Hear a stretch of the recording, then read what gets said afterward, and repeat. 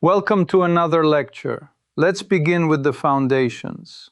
Today we examine the life and career of Hayden Panettiere, an artist whose trajectory traversed television, film, video games, and public advocacy. I am Professor Alexei. Thank you for joining us. Hello, I'm Priyanka. I'm Professor Alexei's teaching assistant. I'm happy to be here. To frame our discussion, Hayden Panettiere was in fact a multifaceted American performer.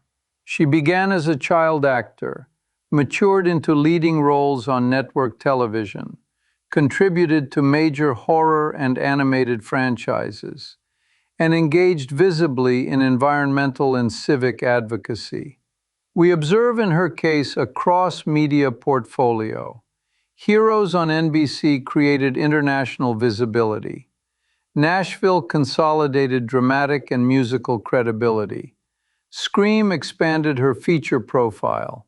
And Kingdom Hearts, together with the interactive title Until Dawn, positioned her at the cinematic frontier of gaming. Professor, before we go too deep, could we define one technical point? Voice acting versus performance capture. You know, for listeners who might blur those together. It's important to understand the distinction. Voice acting, as with her work voicing Kairi and Shion in the Kingdom Hearts series from 2002 to 2017, primarily records the voice which is then animated by artists. Performance capture, as in Until Dawn in 2015, records facial expressions and body motion together with audio, mapping a performer's likeness into a game's cinematic engine. In simpler terms, one lends a voice to a character. The other lends an entire embodied performance. Moving forward, relevance. Her career matters today for at least three reasons. First, she exemplifies the child-to-adult transition in contemporary media economies, where early exposure can be both accelerant and constraint. Second, she leveraged visibility toward causes, ranging from anti-whaling activism, most prominently confronting the Taiji dolphin hunt in 2007 and subsequent diplomatic letters in early 2008, to civic messages such as District of Columbia voting rights, recognized by a day in her honor in 2011.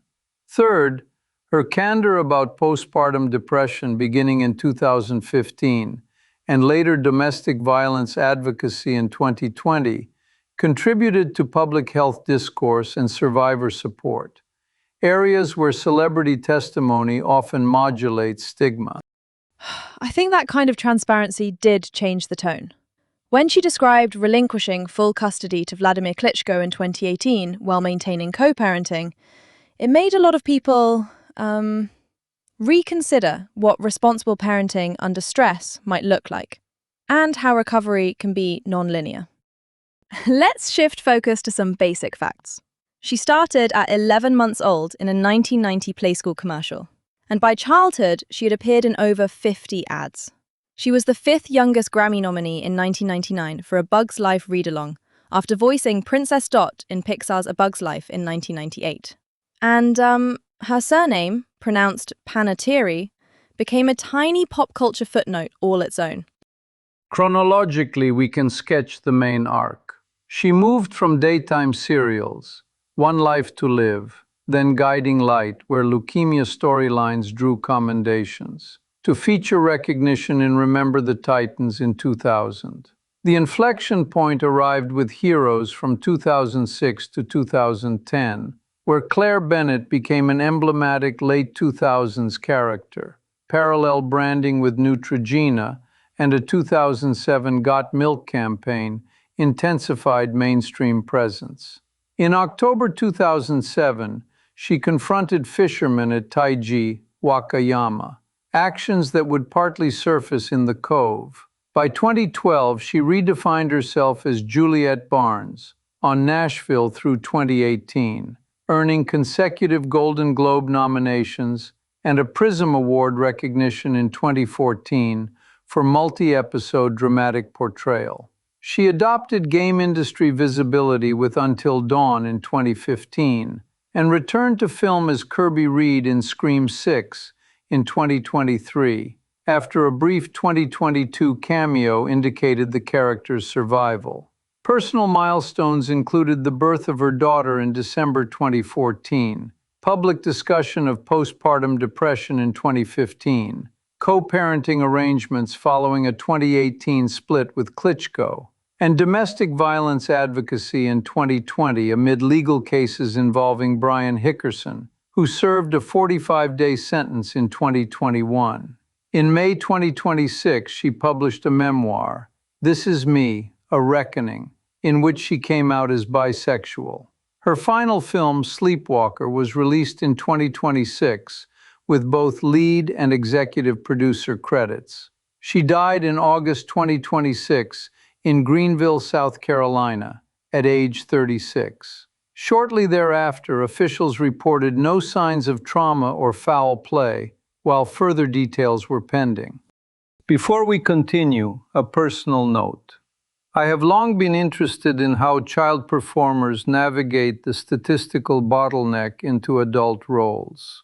Panettiere serves as a salient case because we can quantitatively observe both early saturation and later strategic repositioning across media forms.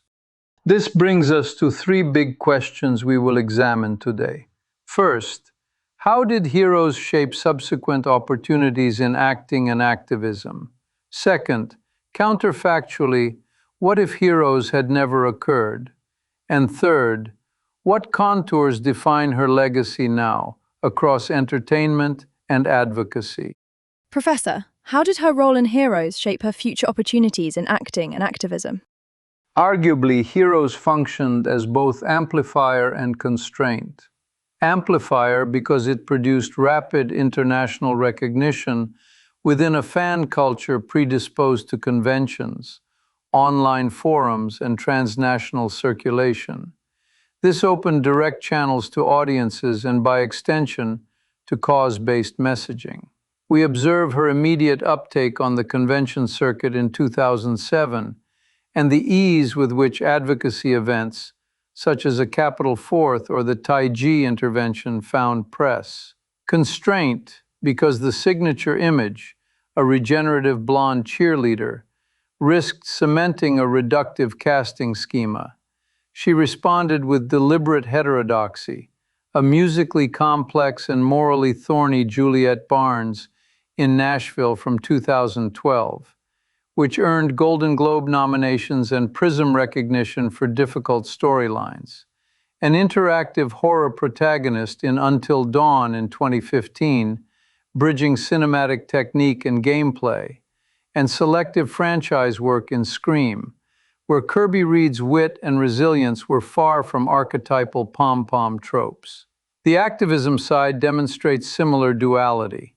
Heroes' platform facilitated high-salience direct action in 2007 and later lobbying gestures to Norwegian and Japanese ambassadors in 2008, as well as a sustained, if sometimes controversial, civic profile including DC voting rights. In simpler terms, the show gave her the megaphone, and she then had to retune the frequency to avoid a single limiting note. Professor Alexei, could you clarify how she managed to diversify her roles after Heroes, like tactically speaking? Tactically, three levers. First, genre pivot. Nashville merged drama with recorded music, placing her in live performance contexts and soundtrack ecosystems that refreshed audience perception. Second, medium pivot. Sustained voice roles in Kingdom Hearts followed by performance capture in Until Dawn diversified the skill portfolio and the fan demographics. Third, risk tolerance. Accepting contentious or spotlighted material such as Amanda Knox in 2011, despite debate over dramatization ethics, signaled range beyond teen archetypes. Brand collaborations and music singles around 2008-2009 reinforced an image not bound to any single character. We can infer that this multi-vector strategy gradually dissolved the post-Heroes typecasting inertia. So, counterfactual time. What if Hayden Panettiere had not been cast in Heroes? How might her career have unfolded differently? Theoretically, removing heroes removes the rapid global acceleration vector. We would expect a slower, steadier climb anchored in family films, teen comedies, and voice roles. Continuations of Ice Princess, Racing Stripes, and Kingdom Hearts. Without the hero's halo, the 2007-2008 branding wave and convention circuit may not have materialized at comparable scale. Consequently, the Taiji protest might have drawn less international media density. Nashville could still have been possible on merit. However, casting economics often privilege prior marquee visibility, so her probability of landing a lead of Juliette Barnes's magnitude arguably declines. In games, Until Dawn might remain plausible given her existing voice pedigree, but the marketing leverage would shift. In short, the same talents, a more incremental timeline, and fewer megaphone moments. Professor, could this have affected her activism platform as well? Yes, visibility is fungible capital in activism. Without a globally syndicated series, the marginal press return on any action, surfboards at Taiji, letters to ambassadors, DC statehood PSAs, likely diminishes. The work could still occur, but amplification through fandom channels and mainstream outlets would be reduced. Even her Euromaidan appearance alongside Vladimir and Vitaly Klitschko in December 2013 arguably drew additional Western pop culture attention because audiences already knew her as Claire Bennett. The cause remains. The echo chamber is smaller. Building on that, what are the current discussions around her legacy, in both entertainment and activism? Present debates cluster around four axes. First, signature role primacy. Some emphasize Claire Bennett as era-defining television. Others cite Juliette Barnes for depth and awards recognition. Horror audiences elevate Kirby Reed. Gamers point to Kyrie, Shion, and Sam Giddings as cross-platform anchors. Second, representation and identity. Her coming out as bisexual in 2026, late in a very public career, reframes prior narratives and broadens the map of LGBTQ+ visibility among performers who matured in front of the camera. Third, advocacy legacy. Supporters highlight willingness to absorb backlash, Taiji's cultural controversy, true crime dramatization debates around Amanda Knox, and the fraught publicness of domestic violence statements to keep issues salient. Critics contest tactics or timing. Fourth, historical framing after her death in August 2026. Early official reports cited no trauma or foul play, and as with many premature passings, retrospectives now weigh her body of work against unresolved personal struggles. In conclusion, the through line most cite is resilience plus range. What areas of her activism still influence current movements? Where do we still feel the ripple effects? Three areas continue to resonate. Environmental protection, where the Taiji and anti-whaling discourse remains a live policy and cultural debate, especially around distinctions between commercial and Aboriginal whaling practices. Civic representation, as DC statehood discussions persist and organizers still leverage celebrity testimonies from prior campaigns. Survivor advocacy, where her 2020 call for victims to come forward against the backdrop of documented legal outcomes in her case, contributes to a corpus of narratives that service providers and policymakers use to destigmatize reporting and to refine support systems. Methodologically, future research could quantify how high visibility interventions shift media attention and resource flows to NGOs within 30-day windows after celebrity participation. So, I guess that sums it up. She turned early exposure into multi-platform work and then into public-facing advocacy. even when it was uncomfortable. To summarize, Hayden Panettiere was an American actress and singer whose career spanned soaps to prime time, animated franchises to performance capture gaming, and who paired visibility with environmental, civic, and survivor support advocacy.